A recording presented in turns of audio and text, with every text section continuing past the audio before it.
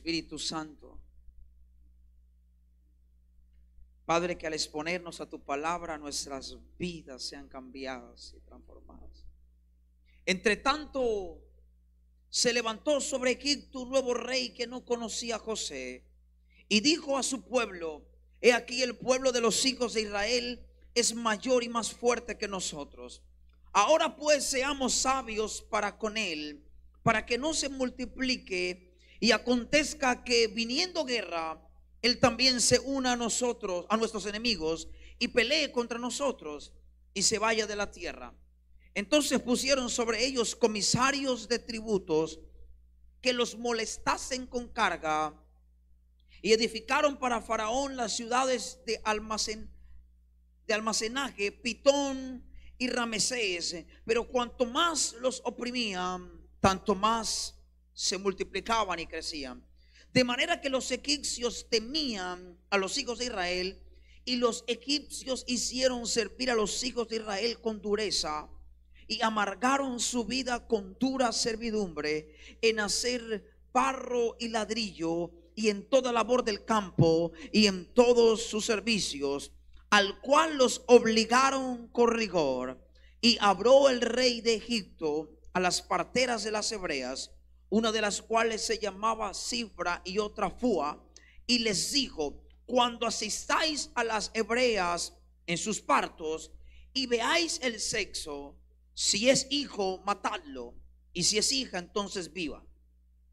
Pero las parteras temieron a Dios y no lo hicieron como lo mandó el rey de Egipto, sino que preservaron la vida de los niños. Y el rey de Egipto hizo llamar a las parteras y les dijo: ¿por qué habéis hecho eso, que habéis preservado la vida de los niños? Y las parteras respondieron a Faraón: porque las mujeres hebreas no son como las egipcias, pues son robustas y dan a luz antes de que las parteras vengan a ellas. Y Dios hizo bien a las parteras, y el pueblo se multiplicó y se fortaleció en gran manera. Y por haber las parteras temido a Dios, él prosperó sus familias. Y entonces Faraón mandó a todo su pueblo diciendo: echad al río todo hijo que nazca, y a toda hija preservad la vida. Amén y amén. Puede tomar su lugar. Gracias por honrar la palabra. Quiero poner un fundamento claro. Está hablando de antes del nacimiento de Moisés. Israel estaba bajo presión, el pueblo hebreo estaba bajo la opresión de los egipcios. Pero dice la Biblia que cuando Faraón vio que Israel se empezó a multiplicar, empezó a aumentar la tarea, ya empezó a decir que tenían que hacer más bloques sin paja, y empezó a oprimirlo. Y lo que yo veo aquí es una sombra de lo real. El Antiguo Testamento es una sombra de todo lo que luego iba a pasar con nosotros. Faraón es tipología de Satanás, los egipcios tipología de los demonios, Moisés tipología de Cristo el libertador. Pero hasta ese día Moisés no había nacido. Así que Faraón empezó a dar la orden de oprimir. Pero siempre hay una amenaza. Satanás nunca crea ni inventa nada. Cuando pasó de ser ángel de luz a ser Lucifero, Satanás, él empezó, la creatividad fue arrancada. Satanás no es creativo, él no crea ni inventa, él repite las cosas de la misma manera. Esa es la razón por la que en la antigüedad la orden era matar a los niños antes de nacer Moisés. Pero cuando nació Jesús, la orden era la misma: matar a todo niño varón que había nacido. Y hoy, siglo XXI, 2019, en tiempo en Colombia, nuestros gobernantes quieren levantar leyes, ¿verdad?, para matar al niño desde el vientre. Decimos que en Colombia no es legal el aborto solo bajo 3 circunstancias: si viene el niño con un problema X, o si pone en riesgo la vida de su mami, o si fue bajo un abuso. Pero bajo ninguna circunstancia el hombre tiene poder para decidir sobre la vida de alguien. Así que decimos no es legal, pero en el fondo sí es legal aquí en Colombia. Y el plan del diablo, de Satanás, es matar a los propósitos desde antes que nazcan. Así que parece la misma historia desde Moisés hasta Jesús, hasta el siglo XXI. Así que Moisés no había nacido. Moisés todavía no se había levantado. Dios no había visitado a la familia, ni al papá ni a la mamá les había tocado para que ese niño naciera. Pero dice la Biblia que cuando eso pasa, las parteras guardaron temor a Jehová y no hicieron tal cosa con los niños hebreos. Y la excusa para Faraón fue es que las mujeres hebreas son mujeres robustas. Ellas lo hacen primero que nosotras. Cuando llegamos ya las mujeres han dado a luz, así que es imposible que las ayudemos. En pocas palabras, parían solas, pero era mentira. Solo que esas mujeres, aunque eran egipcias, tenían temor de Jehová. Pero dice la Biblia que Jehová bendijo a estas mujeres a causa de guardar la vida de los niños hebreos. Y yo entendí algo, porque en el verso último que leímos, dice literalmente que Jehová bendijo las familias. Dice, y por haber las parteras temido a Dios, Él prosperó sus familias. Y entendí algo: cada vez que tú haces algo por el reino, cada vez que tú haces algo por el Señor, cada vez que tú haces algo para que la iglesia de Jesucristo avance, Dios está blindando tu casa. Las parteras fueron las que hicieron el trabajo. Las parteras tuvieron temor de Jehová, pero vaya sorpresa, las familias fueron bendecidas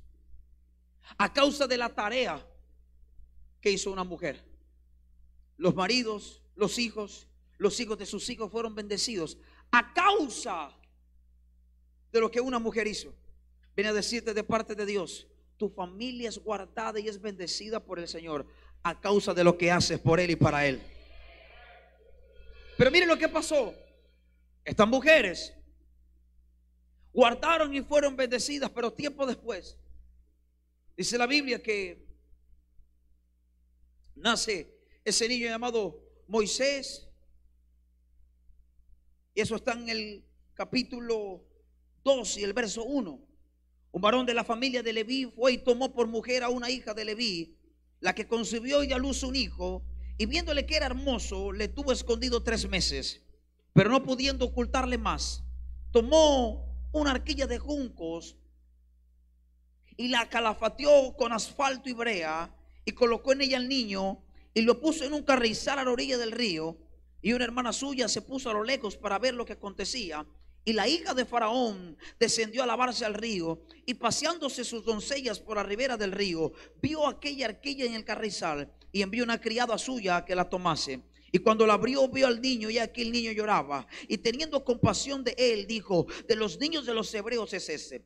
Entonces su hermana dijo a la hija de Faraón: iré a llamarte una nodriza de las hebreas para que te críe ese niño. Y la hija de Faraón respondió: ve. Entonces fue la doncella y llamó a la madre del niño, a la cual dijo a la hija de Faraón: lleva ese niño y críamelo, y yo te lo pagaré. Y la mujer tomó al niño y lo crió. Y cuando el niño creció, ella lo trajo a la hija de Faraón, la cual lo prohijó y le puso por nombre Moisés, diciendo: porque de las aguas lo saqué. Pónganme atención. Moisés nace y dice la Biblia que la mamá lo tuvo escondido por ¿cuántos meses? Diga conmigo, 3 meses. Yo entendí en este verso que hay momentos en que Dios te esconde. Cuando Dios esconde algo es porque eres tesoro. Por eso la Biblia dice que Él te tiene a ti y a mí escondido en el hueco de su mano. Dios escondió a Moisés para que nadie pudiera robar el propósito. Satanás había dado una orden. Recuerde, Faraón, tipología de Satanás. Digo, todo niño macho, todo niño hombre tiene que morir. Solo las hembras van a vivir. A esos niños, si no los matan, los echan al río, pero debe morir. Todo bebé hombre, todo bebé macho debe morir. Solo las bebés, mujeres, hembras van a vivir.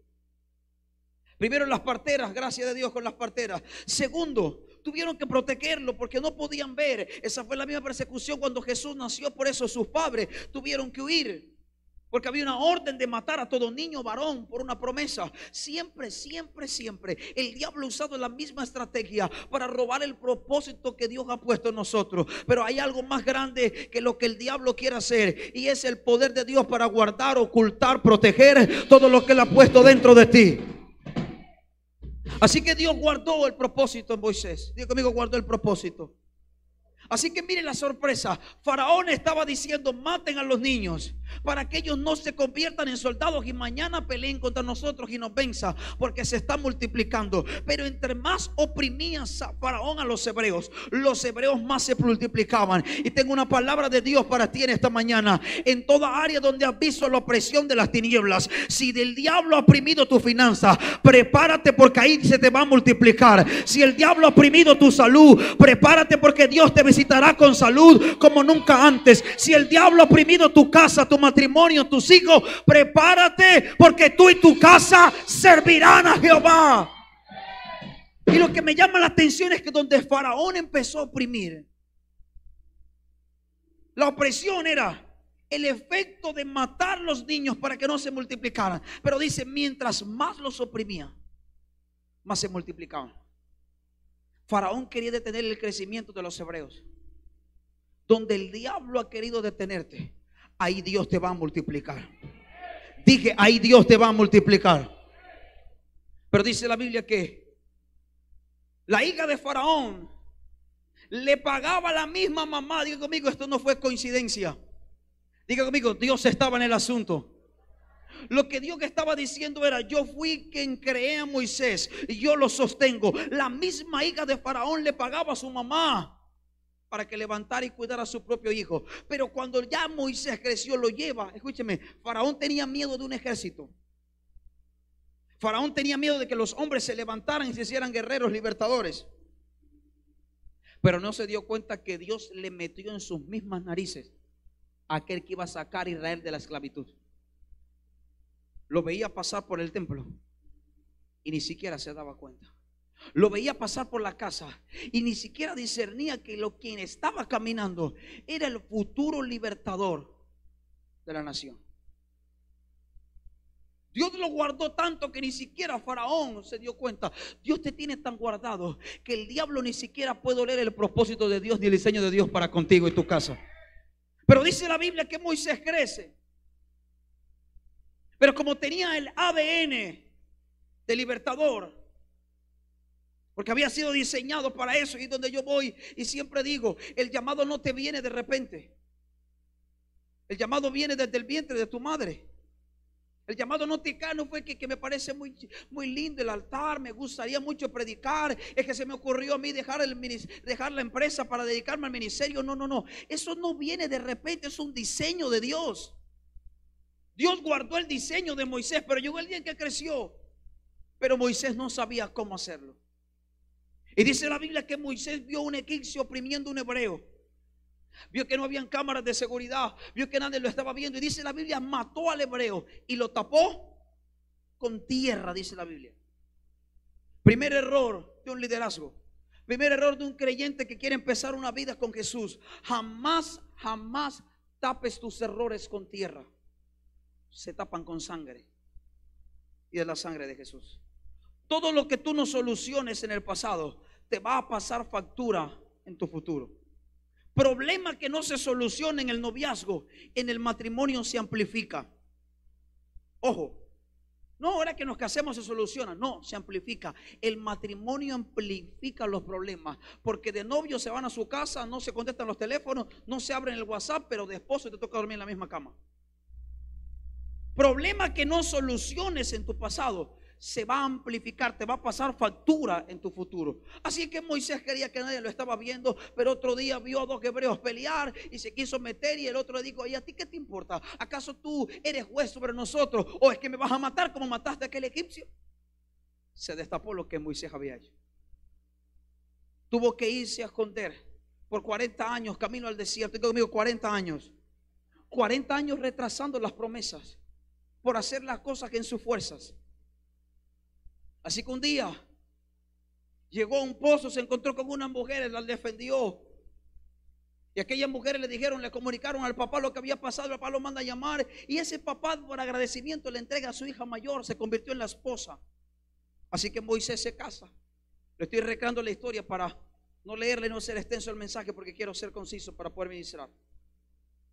Moisés se casa, y cuando Moisés se casa, entra en la familia, y entonces ahí conoce a Jetro, que vino a ser su suegro.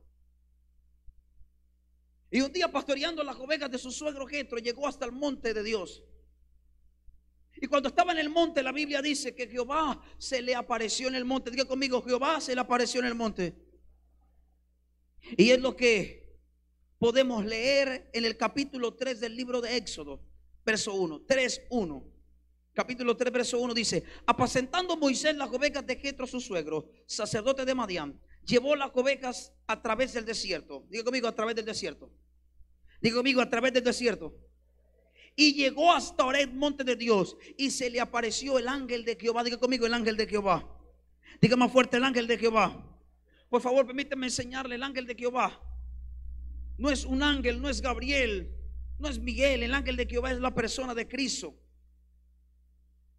Fue el mismo viviente que se le apareció a Agar en medio del desierto cuando su hijo estaba a punto de morir, y le abrió sus ojos y vio el pozo que a la cual le puso ella, el pozo del viviente que me ve. El ángel de Jehová no es cualquier ángel, no es un mensajero. Era el príncipe del ejército. Fue el mismo que se le apareció a Abraham, el cual Abraham le entrega los diezmos y lo bendice.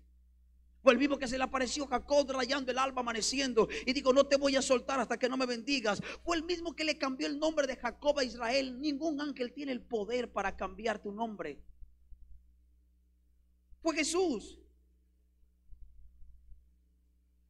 Eso es lo que en la teología se llama una teofanía, apariciones de Jesús incluso antes de nacer, y apariciones futuras, como en Apocalipsis, que lo describe Juan en la isla de Patmos. Cuando lo vi, caí como muerto, y empieza a describir cada parte que ve de Jesús, y su pelo como blanca lana, como nieve, su cinto de oro en el pecho, y empieza a describir cada parte de Jesús. Pero cuando llega a sus pies, Juan se detiene y dice: y sus pies eran como bronce bruñido. ¿Sabe? Permítame decirle, el color de un bronce bruñido es el color de un metal que ha sido expuesto al fuego. ¿Por qué Juan, en una visión profética futura como Apocalipsis, cuando decía veo pájaros tirar fuego por su boca? No era un pajarraco, era un avión, pero Juan no conocía que era un avión. Era una visión futura de las cosas. Como Juan ve una visión futura a Jesús, el Hijo de Dios, con los pies del color de un bronce bruñido. Porque recuerde cuando Sadrach, Mesach y Abednego fueron arrojados al horno de fuego ardiente. El rey, el único reino mundial en ese momento, el único hombre que manejaba el mundo en sus manos, Nabucodonosor, empezó a mirar y empezó a ver qué pasaba con estos hombres. Y dijo: ¿o acaso ustedes no echaron a 3 hombres amarrados? Sí, rey, así hicimos. Pero yo veo a 4 hombres que se pasean, están sueltos, pero el último tiene algo particular: se parece al Hijo de los dioses. Y la Biblia dice que cuando Sadrach, Mesach y Abednego salen, el rey les manda a llamar, los saca del horno de fuego, hace un decreto y dice: y todo Dios, que todo hombre, o toda nación y toda lengua que no da a Dios de estos 3 sea descuartizado y su casa convertida en muladar. Pero mírenme, en ese momento salieron 3, el 4.º hombre se quedó ahí dentro. Y cada vez que tú y yo entramos a un horno de fuego, Jesús, el Hijo de Dios, está ahí dentro. Por eso Juan lo ve. Diga conmigo: Juan lo ve. Diga más fuerte: Juan lo ve. En una visión muy, pero muy futura, con sus pies como de bronce bruñido. Por eso el ángel de Jehová no es un cualquier ángel. No es que el ángel que usted cree que es Jesús, el Hijo de Dios. Pero miren lo que pasó. Verso 2: y se le apareció el ángel de Jehová en una llama de fuego en medio de una zarza, y él miró y vio que la zarza ardía en fuego y la zarza no se consumía. Entonces Moisés dijo: iré yo ahora y veré esta grande visión, que ¿por qué causa la zarza no se quema? Y viendo Jehová que iba a ver, digo amigo, y viendo Jehová que iba a ver, ojo, mira esto, lo llamó desde el medio de la zarza y le dijo: Moisés, Moisés. Y él respondió: heme aquí. Escúcheme, Dios puso el fuego en la zarza y miró a ver qué Moisés iba a hacer con el fuego. Y cuando vio que su hijo empezó a acercarse desde la zarza, le habló y entendí algo bíblicamente en la historia de Moisés. Antes de que Dios te hable, tienes que estar expuesto al fuego. Oye, hay gente que dice: Dios me habló, Dios me dijo, me advirtió, me dijo tal cosa. Jamás le creas a alguien que dice que tiene una palabra de parte de Dios si antes no ha estado expuesto al fuego. Porque antes de la palabra de Dios viene el fuego. Primero apareció el fuego y luego la voz. Y cuando esa voz le dijo: Moisés, Moisés, él pudo responder: heme aquí. Si a ti te llama una voz desconocida, te aseguro que no respondes. Pero parece ser que Moisés ya conocía esa voz. Parece ser que a Moisés le pareció muy familiar, que dijo: heme aquí. Y la voz de Jehová le dijo: quita el calzado de tus pies, porque el lugar que estás pisando, el lugar donde estás ubicado, es tierra santa. Yo entendí que tierra santa no es la tierra, es el lugar que Dios toca, porque todo lo que Dios toca santifica. Por eso no puedo creer en gente que dice: yo soy cristiano, Dios me tocó, soy hijo de Dios, nacido de nuevo, soy un creyente. Pero si todavía hay áreas de tu vida que tú no las has entregado a Dios y hay pecado oculto en tu corazón, jamás podrás decir que tu territorio es santificado. No le has permitido al cielo penetrar completamente tu vida, porque todo lo que Dios toca lo santifica. Dije: todo lo que Dios toca lo santifica. No te acerques, quita el calzado de tus pies. Y recreé toda la historia para llegar aquí. Dice la Biblia que en el monte Horeb, camino por el desierto, llegaron hasta el monte. Todo el proceso que Moisés le tocó pasar, todo por donde Moisés tuvo que caminar, todo lo que Moisés tuvo que sufrir. Muy seguramente su mami al crecer le contó la historia. Muy seguramente tuvo que aceptar su realidad, lo que él le tocó vivir como persona, como familia, donde le tocó nacer, en el tiempo que le tocó nacer. Y Moisés tenía un llamamiento, una misión, un manto, era innegable. Dios nunca le había hablado para que matara a un hebreo, pero dentro de él había algo que decía: yo soy diferente, hay algo dentro de mí que yo tengo que hacer algo. Y esa es la razón por la que Moisés vio una injusticia y defendió a su hermano hebreo y mató a un egipcio. Y alguien podía decir: wow, qué defensor, qué fuerza Moisés, qué luchador, qué guerrero. Tiene la característica de un hombre de Dios, luchador. No era un cobarde, no era un pusilánime. Alguien puede decir que bien, pero Dios necesitaba enseñarle a Moisés: Moisés, si tú lo haces en tus fuerzas, tú te vas a llevar la gloria. Pero yo quiero que en el libro, en el Pentateuco, en Génesis, Éxodo, Levítico, Deuteronomio, yo quiero que esté registrado, no que Moisés libertó al pueblo, sino que el pueblo con mano fuerte de Jehová fue liberado. Moisés, tú lo estás haciendo en tus fuerzas. Diga conmigo: en tus fuerzas. Es que la historia hubiese sido diferente. ¿Sabía usted que nuestra fe sería muy distinta si la decisión de algunos hombres fuese variado? Porque la Biblia debió haber sido escrita originalmente el Dios de Abraham, Isaac y Esaú. Jacob no era el primogénito, pero Jacob decidió hacer las cosas correctamente, decidió pelear la bendición, decidió buscar la bendición. Y por eso hoy dice el Dios de Abraham, de Isaac y de Jacob. Así que si Moisés no hubiese entendido, Éxodo hubiese sido escrito de otra manera. No hubiese dicho: salida con brazo fuerte. La mano de Jehová despojó a los egipcios. No, sino la mano de Moisés. Y Dios quería llevar a Moisés a que Moisés entendiera que no era con fuerza ni con ejército, sino con su espíritu. Todo lo que Moisés tuvo que vivir, iglesia, en esta mañana, la gente que nos ve por internet, todo lo que Moisés tuvo que vivir, lo pasó para Dios encontrarse con él en ese bendito monte donde fue revelado la esencia de un verdadero hombre, una verdadera mujer, de una verdadera familia. Moisés, tú tienes un llamado, tú tienes un manto. Yo reconozco que lo puse sobre ti, pero ¿cuántas veces te has metido en problemas por hacer las cosas en tus fuerzas? ¿Cuántas lágrimas, dolores y sufrimientos no han venido a tu vida a causa de querer llevar el matrimonio en tus fuerzas, la familia en tus fuerzas? ¿Cuántas cosas no se te han salido de las manos por tenerla en tus manos? Y Moisés creía que el ministerio dependía de su fuerza, de la rapidez con que peleaba, de cómo atacaba a los egipcios, de la manera como se defendía. Moisés, no es tan lo que tú digas, no es con ejército, no es con fuerza, es con mi espíritu. Y todo el proceso de Moisés radicó en una sola cosa. Dios quería llevar a Moisés a que él entendiera que no era como él estaba haciendo las cosas, que no era la manera del hombre, que no era la manera de Moisés. Moisés, yo te quiero enseñar, te tengo que llevar por el desierto para enseñarte una sola cosa. Y la cosa que te quiero enseñar, Moisés, es que no es con tus fuerzas ni es con tus manos. Diga conmigo: no es con fuerzas. Dígalo más fuerte: no es con las fuerzas ni era con las manos. Moisés, lo que yo te quiero enseñar era lo siguiente. Y quiero empezar a aterrizar el mensaje que quiero ministrar esa mañana.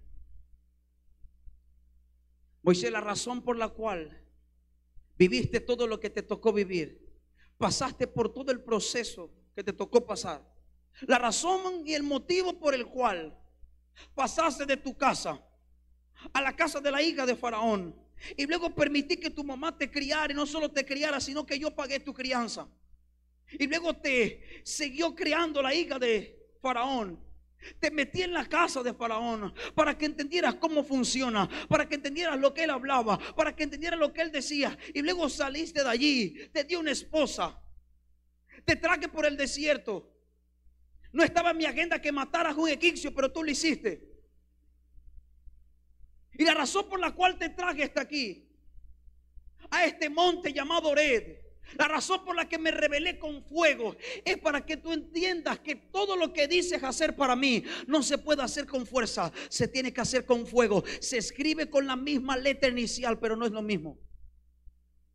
Moisés no es con fuerza, es con fuego. Y Dios llamó a Moisés y lo sentó en el monte. Venga, Moisés.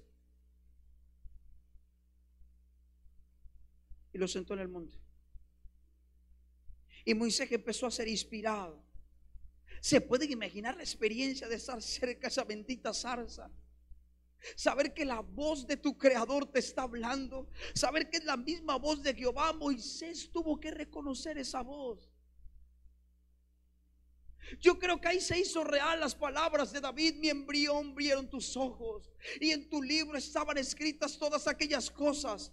Yo creo que esas palabras se hicieron real en Moisés. A lo mejor hasta ese momento no se registra que nunca Dios había hablado a Moisés. Pero si hay algo genuino, es que tú puedes conocer la voz de quien te creó, aunque la cambie. Yo no sé por qué esta voz me parece tan familiar.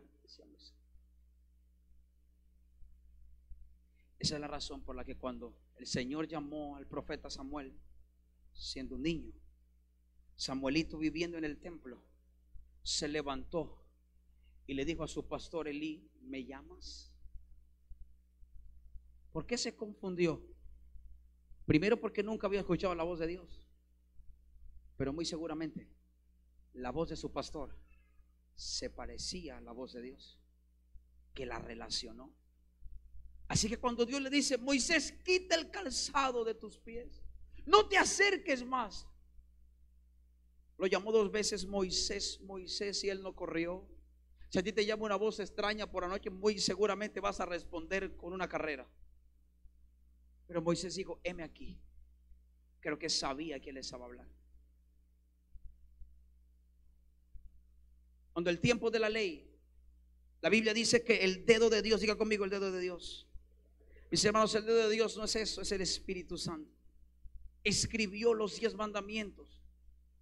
Y le preguntaba a Yaque, que es maestra, directora de iglesia infantil, y le pregunté en la primera reunión: ¿cuánto tiempo tardaría un niño que ya aprendió a escribir, escribiendo 10 renglones o 10 frases? Y me dijo: ¿cuánto fueron minutos? 5 minutos. Entonces una persona adulta gastaría 1 minuto y medio, 1 minuto 20 segundos, no sé, escribiendo los 10 mandamientos. ¿Cuánto tiempo tardó el Señor a escribir los mandamientos en el monte para dárselo a Moisés? ¿Cuánto tiempo tardó? ¿Cuánto tiempo tardó? ¿No les parece mucho tiempo? 40 días para escribir 10 cosas que un niño que apenas aprendió a escribir las hace en 5 minutos. Yo creo que el dedo de Dios las haría en milésimas de segundo. ¿Por qué era tanto miserio? ¿Por qué era tanto la necesidad de quedarse en el monte allí 40 días, 40 noches dándole? Moisés no tuvo que escribirlas, las escribió el dedo de Dios. La segunda se le tocó a Moisés labrarlas. Ya Dios no las escribió porque Moisés las había reventado. Y el que parte nuevo, el que parte viejo, perdón, Moisés, tú las partiste, las haces. Ya yo lo hice una vez. Y dice la Biblia, óyeme bien, que 40 días estuvo allí recibiendo en el monte la ley. El pueblo quedó solo. Y yo me pregunto, párate, Moisés. Moisés, no hay nada más terrible para alguien que es activo en el trabajo, para alguien que le gusta hacer algo, que quedarse quieto esperando. Si usted es un flojo, usted va a ser feliz en ese trabajo. Pero si a usted no le gusta quedarse quieto, si a usted le gusta hacer, muy seguramente va a sentirse incómodo, decir: no, pero yo tengo que hacer algo. Hay que. el dedo de Dios escribía y Moisés solo recibía. Ahora, si otro es quien escribe, Moisés solo veía. Y no hay nada más desgastante para alguien que le gusta el trabajo que quedarse sentado viendo. Hablo de los trabajadores, el otro grupo no opine. Así que Moisés, a lo mejor desesperado, diciendo: Señor, es tarde, mira la hora. Allá están las ovejas. Y esas ovejitas que yo tengo son unas cabras. Si yo no bajo ahora, cuando venga voy a encontrar un desorden. Así que rápido, dicta rápido, escribe rápido. Y el dedo de Dios empezó a escribir. Número 1, primer mandamiento: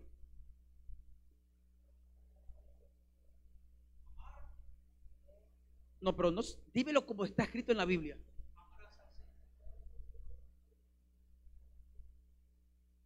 Punto final. Y pasó una hora y Moisés diciendo: ¿pero por qué se demora tanto? 2 días, 3 días. ¿Pero por qué no escribe el segundo? O por lo menos que me dicte que yo lo escribo.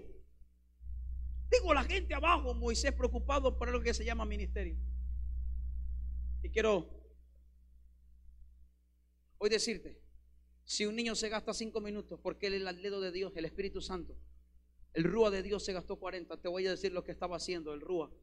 Te voy a decir lo que estaba haciendo Abba con Moisés mientras él escribía los mandamientos. Mientras Moisés esperaba, después del primer mandamiento, el Señor solo estaba haciendo esto. Permíteme, Moisés, enseñarte. Permíteme, Moisés, disfrutarte. Es que tú no te imaginas cuánto tiempo alguien nos sube al monte a hablar conmigo. Desde Adán no he conocido a alguien que entre. ¿Crees que voy a desperdiciar este momento? Pero Señor, mira que la gente, Moisés, esto no se trata de la gente. Pero Señor, es que yo tengo ahí una oveja que se llama María, que si yo no estoy ahí con ella se descarria, Señor. Se va para el mundo. Moisés, no se trata de la gente. Señor, yo tengo uno ahí que se llama Andresito. Es una caspa, Señor. Si estando conmigo a veces coge, ahora si yo no estoy. Moisés, no se trata de la gente. Moisés, la razón por la cual yo te traje a este monte no fue para darte la ley. Yo la podía enviar con un mensajero. Yo le podía decir a Aarón que viniera. Igual la ley iba a existir. Mateo, Juan, Marcos y Lucas nunca subieron a ningún monte a escribir por 40 días lo que narraron en Mateo, Juan, Marcos y Lucas en los evangelios. En un momento de inspiración escribieron. Es por eso que algunas historias se repiten en la Biblia, en los evangelios, porque cada uno la ve y la escribe a su manera de cómo lo vivió junto al maestro. No tuvieron que meterse en un monte por 40 días a escribir nada. Y no subieron al monte, pero Mateo, Juan, Marcos y Lucas existen hasta hoy. El libro está escrito. Dios podía enviar el mensaje con cualquiera, pero Dios quería enseñarle a Moisés. Es que no se trata del mensaje. Moisés, es que no se trata de las tablas. Moisés, es que no se trata de la gente. Se trata de los dos. Y ese es el nombre del mensaje esta mañana. Se trata de los dos. Moisés, todo lo que te tocó vivir fue la excusa para yo traerte a este monte y a decirte: no se trató de dónde naciste, no se trató de dónde tuviste que crecer, no se trató de cómo tuviste que crecer, no se trató de quién te amó, quién te aborreció, quién te hizo daño y quién te adoptó. Se trataba de los dos. Moisés, la razón por la que yo hoy te traigo al monte y me revelo contigo en medio de una zarza, me revelo a ti a través del fuego, es para enseñarte que nada importa más que los dos. Pastor, eso no es bíblico. A Dios le importa a la gente. ¿Y por qué mantuvo a Moisés 40 días arriba sabiendo que el pueblo había hecho ídolos de oro? Si a Dios en verdad le importa tanto la gente, ojo bien, ¿Por qué mantuvo a Moisés 40 días cuando el pueblo se perdía adorando un becerro de oro, diciendo que ese era el que lo había sacado de la esclavitud? Dios no sabía, estaba tan ocupado con Moisés. Él lo sabe todo. Pero Moisés, es que yo no te traje aquí por el pueblo. Yo te traje aquí porque se trata de los dos. Y yo quiero decirle a alguien que todo lo que ha estado pasando en tu vida, el desierto, la soledad, la crisis, no es Dios para probar cuánto resistes, no es Dios para ver cuánto funcionas, no es Dios para ver qué tanto fuerte o qué tan fuerte te has hecho. Dios lo ha hecho porque se trata de los dos. Esa fue la razón por la que 40 días se demoró el Señor disfrutando a Moisés. Y lo único que Dios quiere hacer en esta mañana es que hacerte recapacitar y decir: es tiempo de dejar hacer las cosas en mis fuerzas, en mi humanidad. ¿En cuántos problemas no te has metido por hacer las cosas a tu antojo? ¿En cuántos problemas no te has metido por escoger las cosas a tu antojo? ¿Cuántos divorcios no hay hoy por el error, la terquedad de la mujer o del hombre decir: esa fue la de Dios, o esa fue la de Dios? En ese momento a solas, Dios estaba procesando a Moisés, haciéndole saber: Moisés, es que tú has creído que se trata de ti, por eso mataste al egipcio. Pero yo te quiero enseñar que no se trata de ti, se trata de los. Y tranquilo, que yo voy delante. Te pasé por todo el proceso, te metí en la casa de la hija de Faraón y de Faraón, y yo le pagué a tu mamá. Usé a la hija de Faraón y le pagué a tu mamá para que te levantara, para desde niño demostrarte que no se trataba de ti, se trataba de los dos.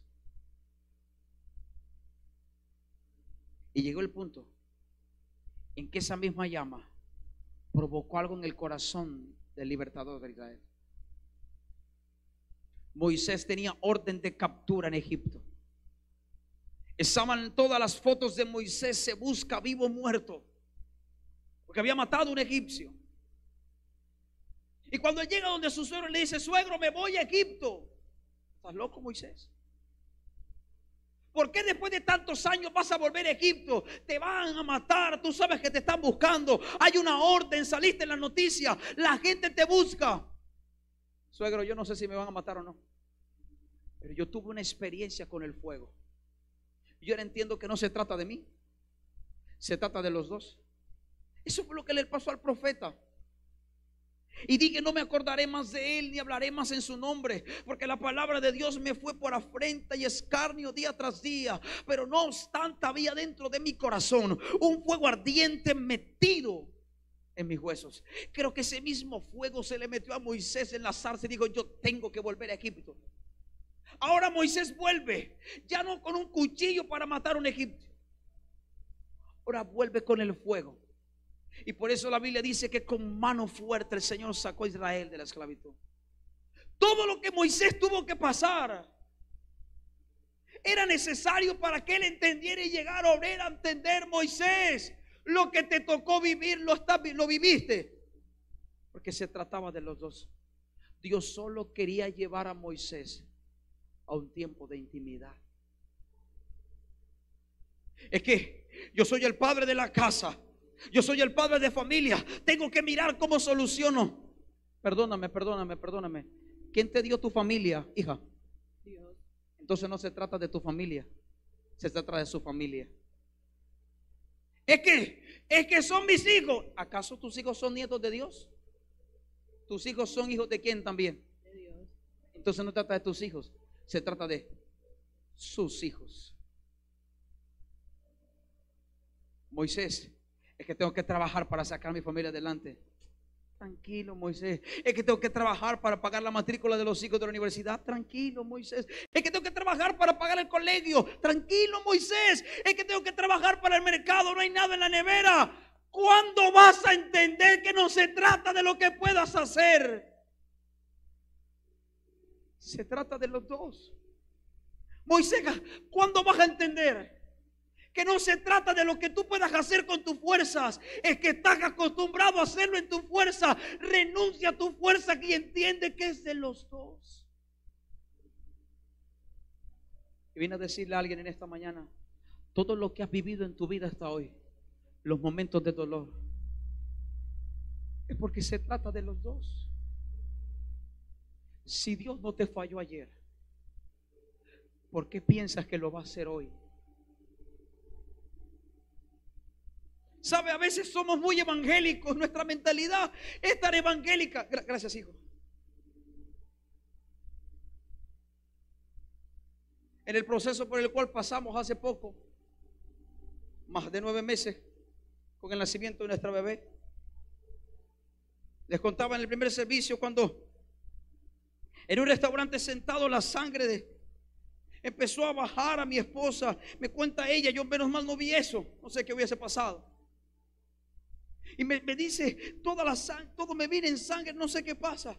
Claro, yo dije, un aborto, eso no es otra cosa. O sea, no tiene que ser médico o enfermero para tú saber lo que estaba pasando. Así que llamamos a nuestro doctor y digo, ni se vayan para la clínica. Yo iba para allá.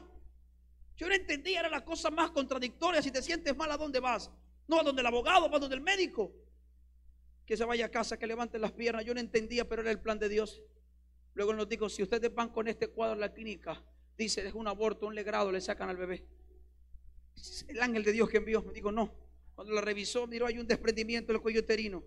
Está así, está una puntica, un hilito de que el producto se pierda. No sabía si era bebé, si era niño o niño. Él dijo, hay que hacerle un cerclaje de cuello uterino ya. ¿Cuándo, doctor? Ya. No podemos esperar. Se lo hicimos. La plata llegó, no había dinero para eso. Así que le hicieron el cerclaje, reposo. Mi esposa no se podía parar de ahí, de la cama al baño, de ahí con cuidadito. No podía salir a la terraza, a la sala, a ningún lado. Por 3 meses no caminó la casa. Pero recuerdo yo muy bien que esa noche en que ella se vino en sangre, yo compartí esa experiencia, no la voy a repetir. Yo me metí en el cuarto de oración y casi que pude ver al mismo infierno, el mismo demonio levantarse y me dijo, te voy a matar a ese bebé. No va a nacer, no lo vas a conocer. Así que cada vez que ese demonio me hablaba, yo me ponía más pequeño. Y yo no tuve que hacer otra cosa que decirle, papá, mira lo que el diablo me está diciendo. ¿Sabe una cosa? Que parecía verdad lo que el diablo estaba diciendo, porque era la realidad que yo tenía en mi cuarto. Mi esposa no paraba de sangrar. Y sangraba y sangraba y sangraba. Pero llegó el momento en que llegó la palabra. Digo conmigo, llegó la palabra. Y el Señor me dijo, mira lo que tienes. Te he dado una familia, te he dado un matrimonio, te he entregado un ministerio. Yo te lo di, me dijo. Lo tengo escondido en el hueco de mi mano, me dijo. Ahí guardo yo los tesoros, me dijo el Señor. Así que ve, dile al diablo que venga a sacar a tu bebé en el hueco de mi mano, que ahí la tengo. Ese día de tanto orar y llorar, terminé durmiendo en la alfombra. Me levanté 5:30 de la mañana con un dolor de espalda y recordé que me había quedado dormido de tanto llorar. Cuando me levanto, el Señor me dio la palabra, aquel que hace engendrar acaso no hará nacer, y me levanté con esa palabra y fue la que nos sostuvo durante todo el parto. El día siguiente, mientras que estaba el cerclaje y le mandan reposo, yo entré a mi cuarto y le dije, Señor, yo te voy a pedir una sola cosa. Yo no he sido papá, no conozco a ese bebé que viene. Te voy a ser sincero, si muere, me va a doler porque no lo conocí. Pero creo que lo voy a superar, le dije. Pero no lo hagas por mí, le dije. Hazlo por la iglesia. Mira que tú me dijiste que este año era el año de los nuevos nacimientos en tu gloria.